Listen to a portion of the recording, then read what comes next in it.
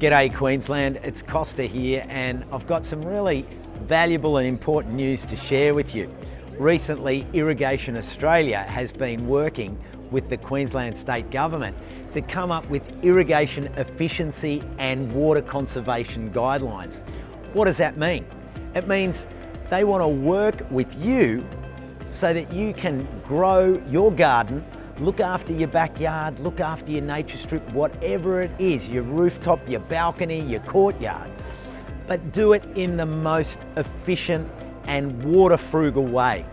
Every drop counts. We know that our water is the most valuable resource we have, because without it, we're in serious trouble. So setting up new guidelines is all about sharing with you, the end user, how you can just do it more efficiently. And ultimately, it's about putting the right amount of water to the right plant. And when you do that, your plants will thrive, we won't use so much water, and at the end of the day, we'll have a clean, green, happy and healthy environment everywhere we go. These guidelines for water conservation and irrigation efficiency are an opportunity for all of us to make a difference. They're not a stick, they're a hand, they're an olive branch. They're a chance to say to everyone, come on, be a part of it.